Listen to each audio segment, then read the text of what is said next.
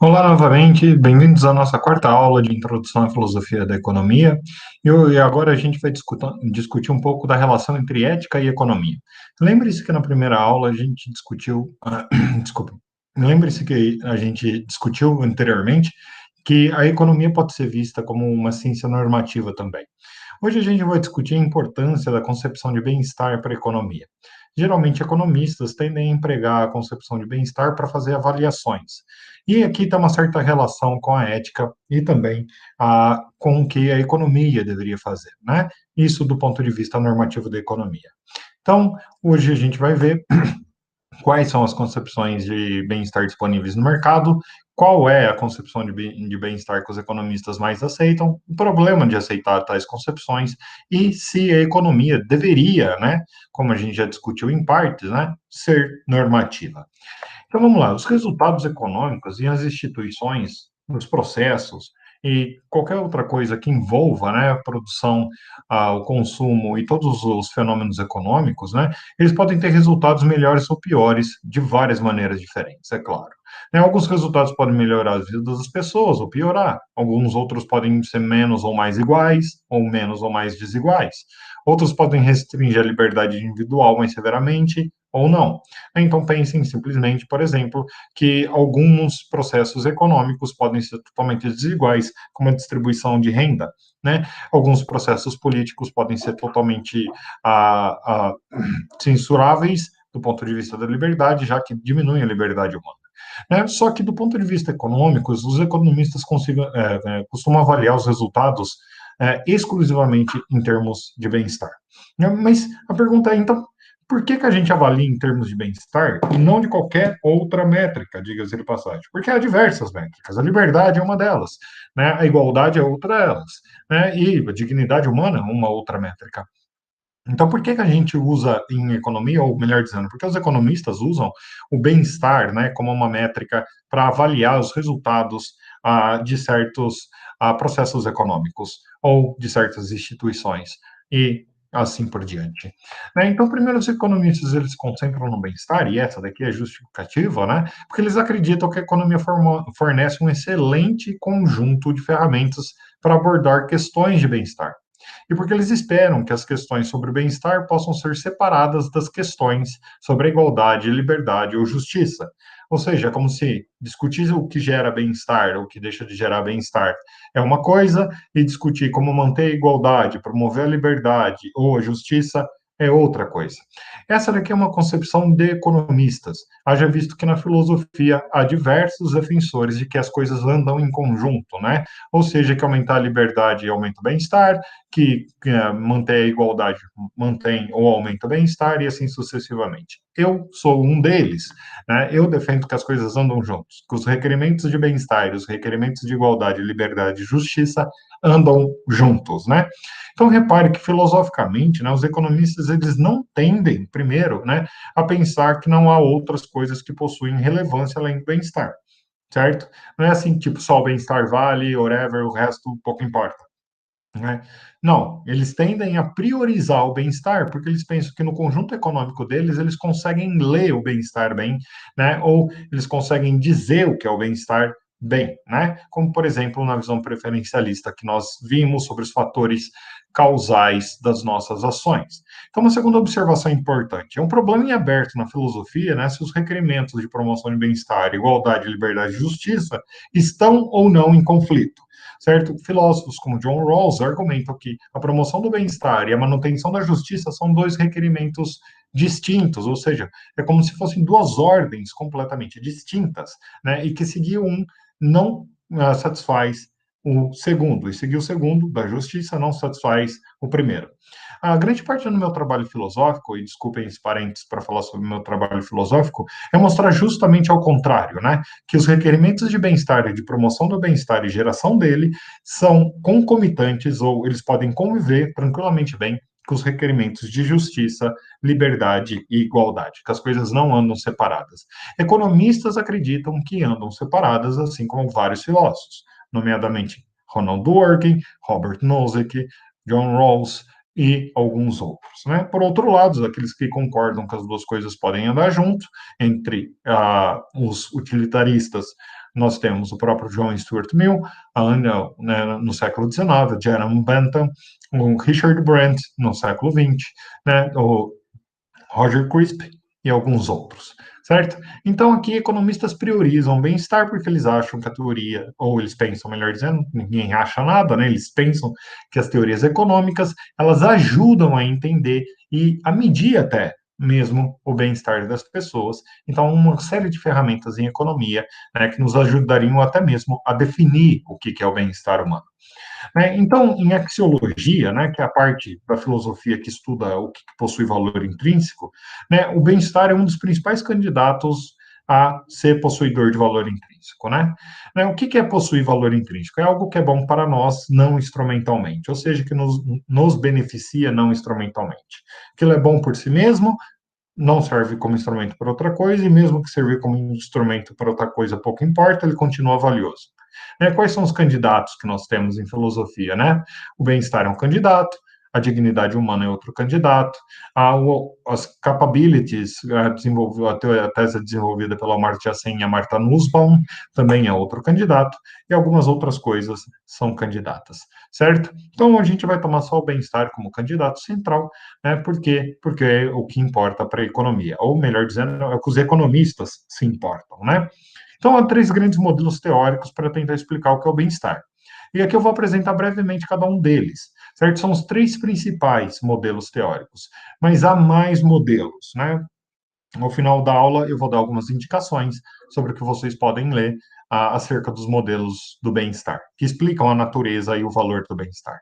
A gente tem um modelo mais famoso, que grande parte de vocês deve conhecer, que é o hedonismo, né? Um segundo modelo, que é a teoria da satisfação das preferências barra desejos. Como eu disse nas outras aulas, preferências e desejos podem ser tomadas aqui por nós como sendo a mesma coisa, ou designando a mesma coisa, apesar que há uma discussão filosófica das diferenças entre eles, e a teoria da lista objetiva.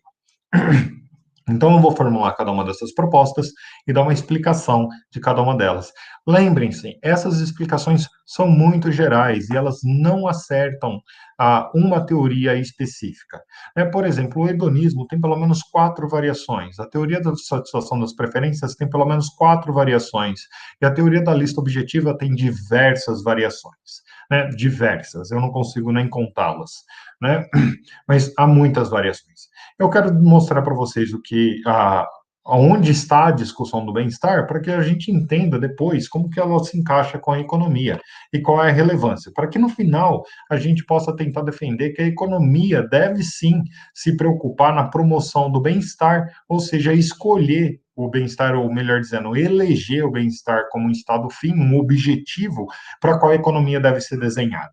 Por que isso é relevante? Porque isso teria um impacto gigantesco em como as teorias econômicas funcionariam. Por exemplo, agora toda teoria econômica não vai funcionar para preservação ou aumento do lucro, por exemplo, se isso não gerar bem-estar, né? Para preservação ou aumento das propriedades, se isso não gerar bem-estar, para produção, se a produção não gerar bem-estar.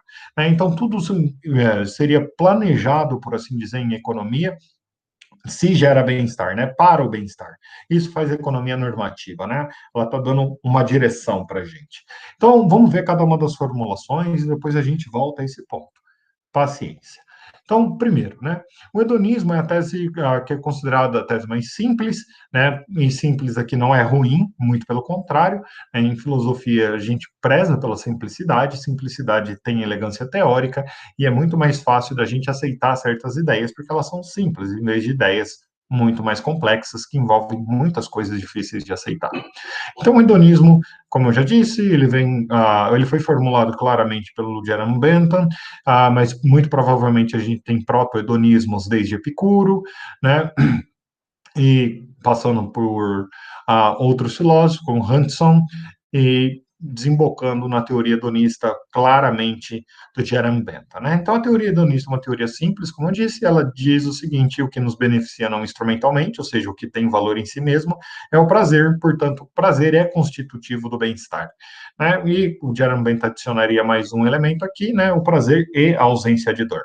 Então, lembre-se que o hedonismo, principalmente o Jeremy Bentham, ele assume duas formas. O Jeremy Bentham usa uma posição hedonista para explicar a motivação das nossas ações, então a gente chama isso de hedonismo psicológico, ou seja, todos os seres humanos agem como agem, porque eles estão procurando prazer, estão procurando evitar a dor, e isso é hedonismo psicológico, mas o hedonismo que explica o nosso bem-estar, ou seja, a natureza do bem-estar, é o que a gente chama de hedonismo fenomenológico, né? Por quê? Porque o prazer é um estado mental, um fenômeno da nossa mente, mente-cérebro, se vocês preferirem, né? Então, isso é um estado fenomenológico, ou seja, um fenômeno, né? Então, é simples assim, você tem bem-estar ou felicidade, nos termos do Jeremy Bentham e John Stuart Mill, se e somente se você tem prazer e ausência de dor. Simples, não? Não é muito difícil de aceitar. A segunda, de aceitar talvez seja difícil, né? Mas de entender não. Segunda proposta é a teoria da satisfação das preferências e desejos. Essa teoria foi desenvolvida já no começo do século XX, mas isso tomou a forma maior a partir da metade do século XX, principalmente nos anos 60, que diz o seguinte: algo é bom não instrumentalmente para nós, ou seja, aporta valor, se somente se satisfaz as nossas preferências, portanto, a satisfação dessas preferências são constitutivas do nosso bem-estar. Certo? Eu comi a palavra satisfação ali, me desculpem, mas é a satisfação das preferências que são constitutivas do nosso bem-estar, não a própria preferência, né? Porque você pode ter um monte de preferências e isso não aumenta o seu bem-estar, só quando elas são satisfeitas é que aumenta, né? Ou constitui seu bem-estar. Então, essa teoria simplesmente diz que certas preferências satisfeitas fazem o nosso bem-estar aumentar, e essas preferências, obviamente, elas têm que ser formadas de certa maneira, nós vamos ver os problemas disso, né, porque a gente pode formar preferências de modo errado, como a gente já discutiu nas aulas passadas, e assim por diante. No terceiro e último modelo, eu defendo filosoficamente este, né, tenho vários artigos sobre, né, é a teoria da lista objetiva, né, que defende que o que nos beneficia não instrumentalmente não depende dos nossos estados mentais ou preferências, mas da natureza valiosa dos elementos que compõem o bem-estar. Então, esses elementos são objetivos, o que isso quer dizer é que eles possuem valor neles mesmos e por isso nos beneficia. Então, alguns exemplos, né, para ficar claro. Relacionamentos afetivos, por exemplo, eles são bons para nós não porque nos causa prazer ou porque satisfaz uma preferência nossa. É porque eles são bons neles mesmos e nós os temos, então eles são bons. Seria muito estranho alguém defender que um relacionamento afetivo é bom por si mesmo porque causa prazer. Quer dizer, não é bem isso que a gente espera de um relacionamento afetivo, né? E pode ser um relacionamento afetivo amoroso, fraternal, parental, por exemplo, né? Mas seria muito estranho alguém dizer que a gente tem bem-estar por ter amigos, porque ter amigos nos causa prazer. Muito pelo contrário, quando a gente fala em amizade, ao que parece é que aquilo nos beneficia porque é amizade e não porque nos causa prazer, certo? Então, essa é a intuição por trás dos teóricos da lista objetiva, né? E também sobre a preferência funciona igual. Uma amizade é boa não porque satisfaz a preferência de termos amigos. A gente pode até preferir ter amigos, mas não é isso, né? Não é a satisfação dessa preferência que faz da amizade algo que beneficia a gente não instrumentalmente. Parece que é a própria amizade.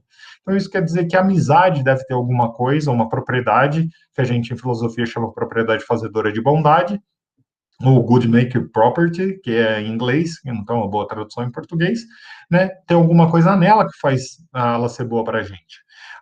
E não o oposto, não o oposto, quer dizer, não é porque ela produz algo em mim, ou satisfaz algo que eu acredito, ou que eu prefiro, que ela é boa, né?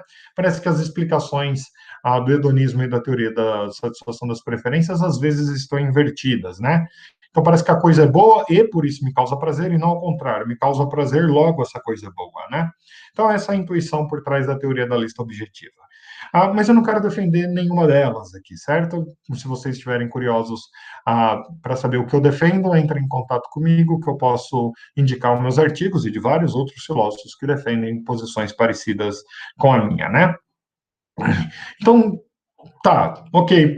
vocês podem perguntar, tudo bem, professor Bruno, nós temos o hedonismo aí, a teoria da satisfação das preferências aí, a teoria da lista objetiva aí, todas elas tentando explicar o que nos beneficia não instrumentalmente, mas o que diabos, afinal de contas, isso tem a ver com a economia, né? Onde você quer chegar com isso, né? Então, onde que eu quero chegar é que as avaliações econômicas, elas são feitas em termos de bem-estar muitas vezes, né? Ou grande parte das vezes. Os economistas, eles tendem a explicar os resultados das nossas ações através de uma concepção de bem-estar. O que isso quer dizer, né? Que para a economia nós escolhemos, a nível econômico, né, coisas com vistas ao nosso bem-estar. Então, nós escolhemos comprar X ou vender Y ou trabalhar no lugar Z com vistas em aumentar o nosso próprio bem-estar. Então, assim, o indivíduo ele consome, ele produz, ele trabalha, ele distribui um bem qualquer, né? Supõe-se, né, que esse agente é autointeressado e racional. Então, ele vai lá consumir algo porque ele é autointeressado, ou seja, ele quer aumentar o bem-estar dele, e ele é racional, e ele pensa, bem, se eu consumir aquilo, meu bem-estar pode ser aumentado, né? Então, ele faz essa escolha baseado no autointeresse dele, racionalmente, numa visão, desculpem, numa visão de bem-estar, né? Ou seja, com vistas ao bem-estar dele. Então, primeiro aqui uma distinção. Autointeresse e egoísmo são duas coisas diferentes que geralmente as pessoas confundem.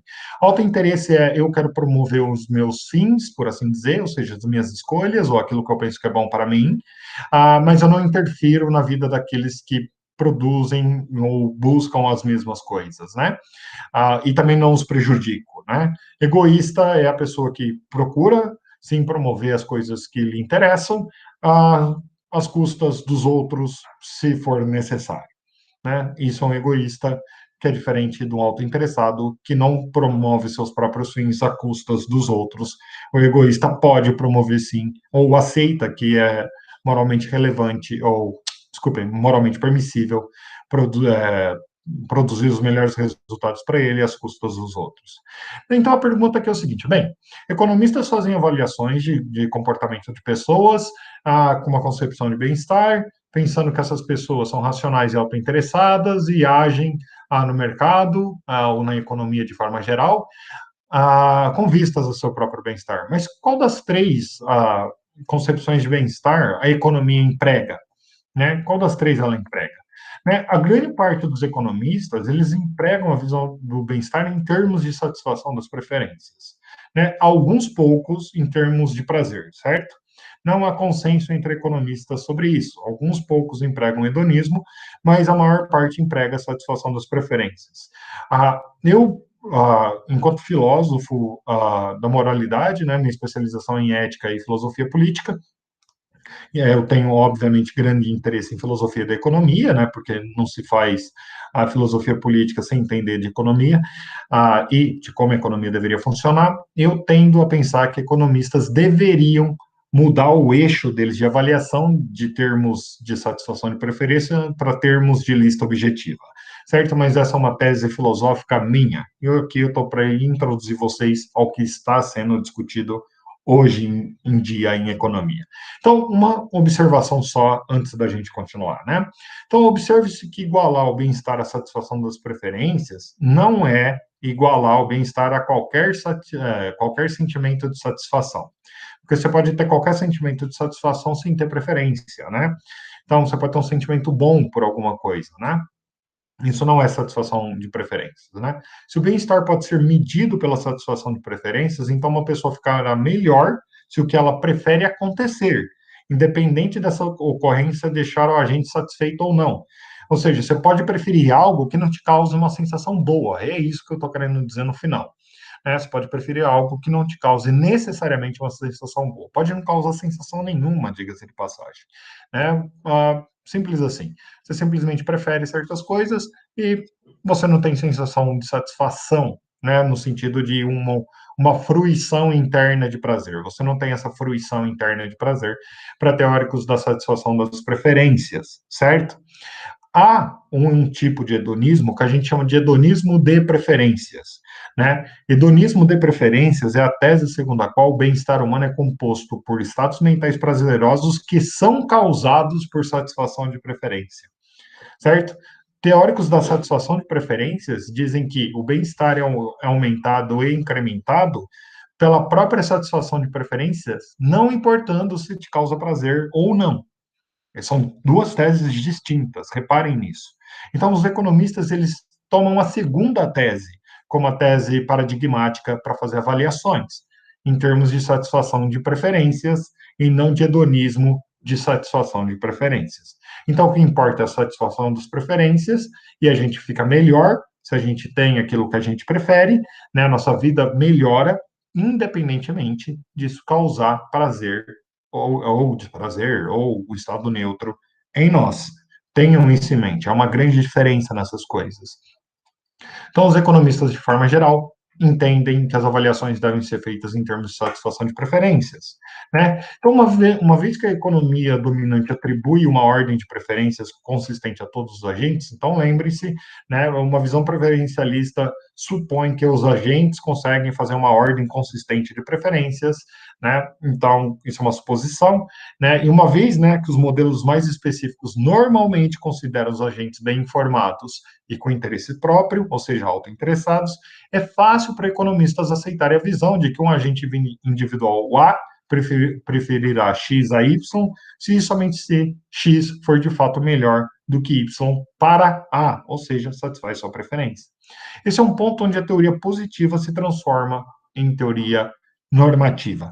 Porque, reparem, a gente pode dizer assim, olha, se o indivíduo é bem informado, autointeressado, né, e consegue ordenar suas preferências, a gente não está só dizendo o que ele está fazendo e por que ele está fazendo, a gente está dizendo que é bom para ele fazer.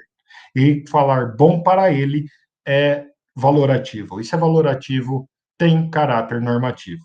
Então, se a economia estiver preocupada em promover o bem-estar, né, porque assume que o bem-estar é bom em si mesmo, e ela assume mesmo, né, então a economia se torna normativa, né, num sentido forte, não apenas informando as políticas públicas, como a gente viu na visão da ciência econômica como positiva, né, mas ajudando a definir seu fim, um objetivo, telos, né, o qual seja promover a satisfação das preferências dos indivíduos.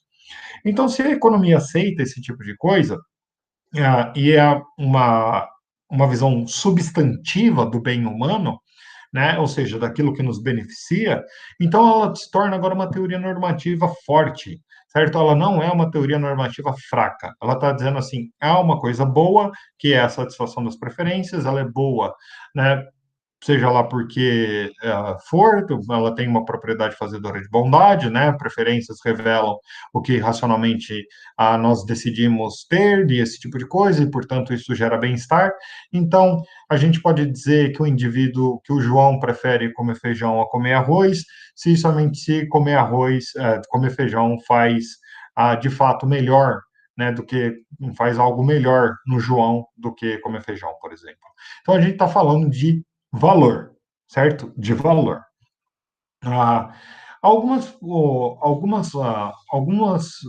problemáticas surgem disso, né? Alguns problemas surgem desse tipo de aceitação. Por exemplo, né? Fazer avaliações em termos de satisfação de preferência é muito complicado, principalmente quando a gente tem que fazer comparações interpessoais. O que é uma comparação interpessoal? Imagine que você tem dois indivíduos A e B, né? Desculpem. E você quer saber qual a vida vai melhor, né? Se a vida de A vai melhor em termos de bem-estar ou se a vida de B vai melhor em termos de bem-estar. E sua teoria de fundo sobre o que é bem-estar é a satisfação das preferências. Só que, lembrem-se, preferências é uma espécie de inobservável, né? Então, como que a gente compara a vida de A e B em termos de melhor ou menos melhor ou pior, né? Se a gente não acessa as preferências desses indivíduos, né? Se a gente não consegue saber o que os indivíduos preferem, né? Então a gente não consegue comparar a vida dos dois. Isso é um problema muito grande se a gente pensar que esse critério de avaliação vai dizer para a gente se certos processos ou instituições, né, ou transações econômicas estão tendo sucesso em termos de geração de bem-estar ou não, né? Ou seja, né, se as coisas estão indo bem com um modelo econômico porque está gerando bem-estar. A gente não consegue fazer comparações interpessoais facilmente, né? Então, comparar quão bem vai a vida de dois ou mais indivíduos em relações a outras é muito difícil. É muito difícil, porque a gente tem as preferências como critério que lê, né, como uma vida vai bem ou não.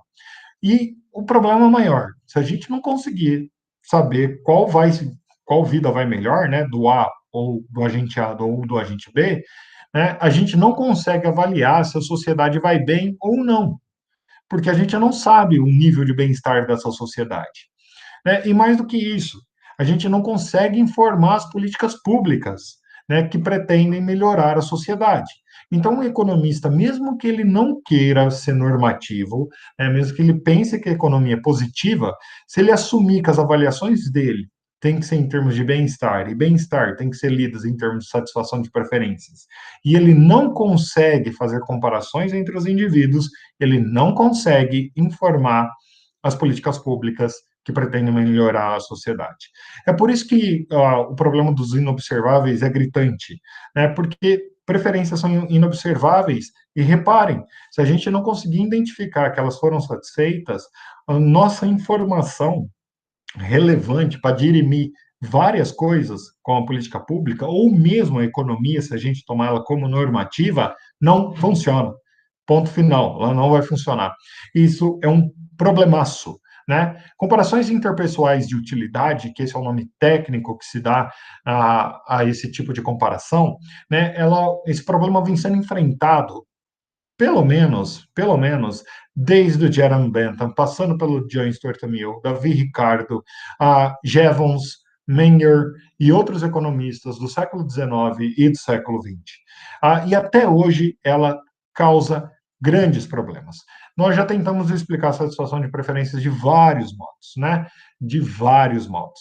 Mesmo tentando explicar a satisfação das preferências como preferências reveladas. O que isso quer dizer é que a gente pode dizer que A prefere X a Y, porque a gente vê A escolhendo X, né? E aí a gente pode dizer que ele tem a preferência por X.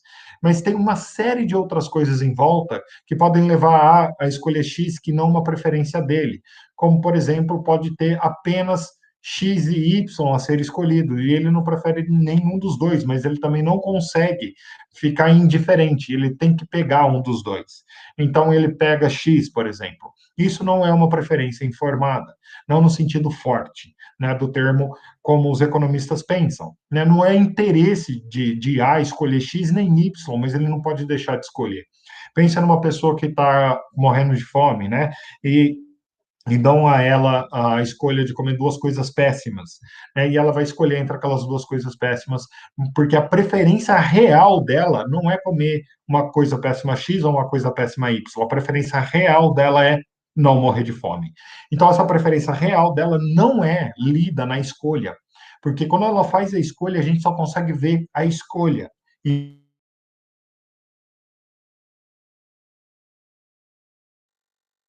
de preferências, porque a gente não consegue acessar. Então, um segundo problema aqui, que eu quero chamar a atenção, está na própria concepção de bem-estar como satisfação das preferências, né? Por quê? Porque preferências podem ser formadas de jeitos errados, ou epistemicamente errados, né? Dizendo, desmoralizando ou esvaziando de moralidade a teoria das preferências, né? Então, as preferências elas podem ser baseadas em crenças equivocadas, por exemplo, crenças falsas.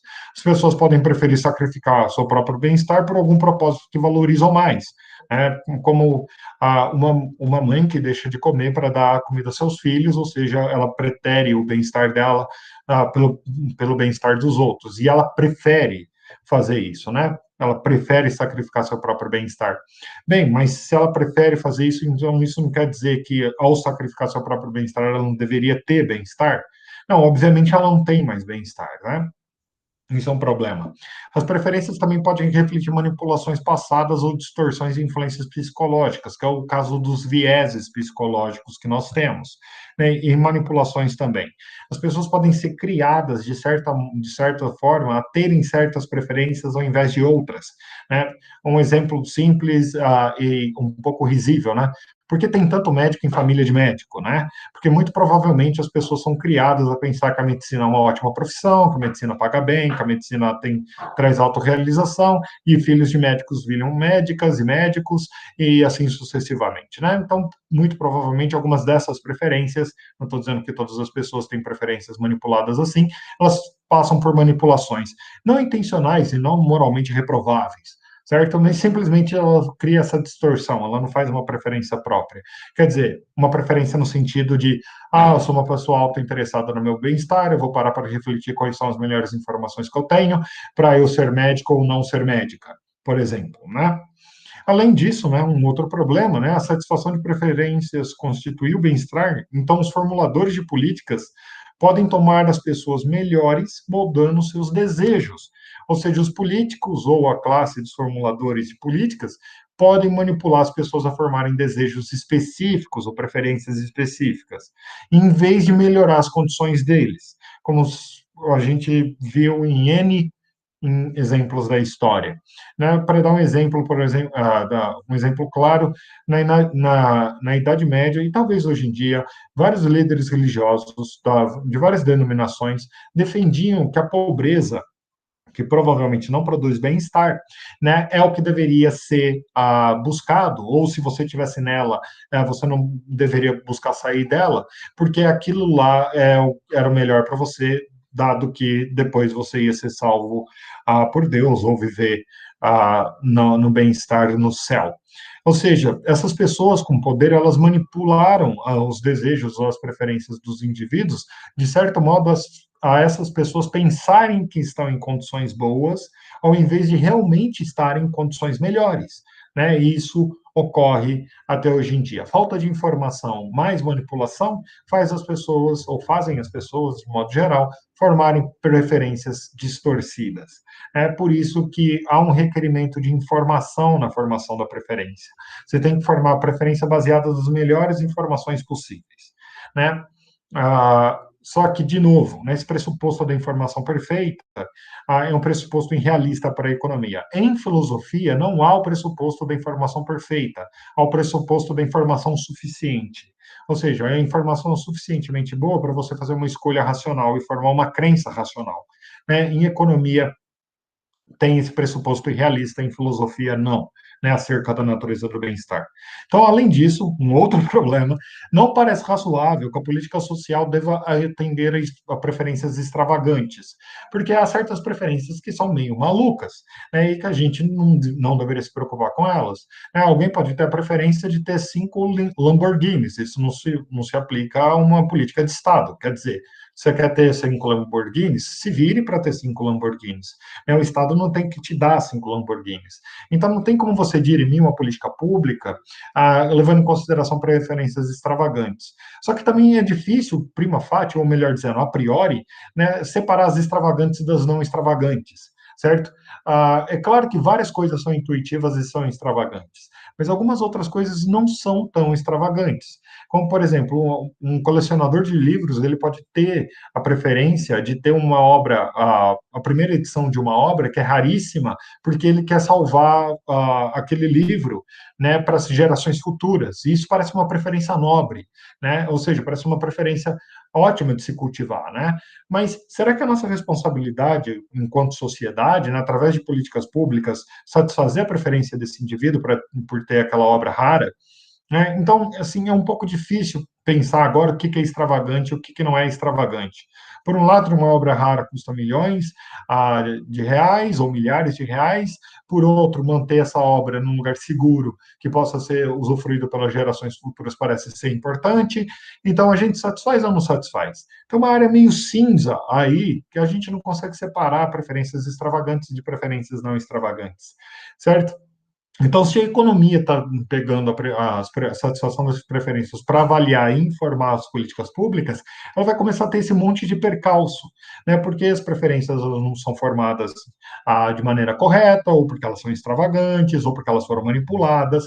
Então, isso é muito difícil, né? Então, em muitos manuais de economia no Brasil e no exterior, né, os problemas morais ou os problemas de justiça, eles são deixados de fora.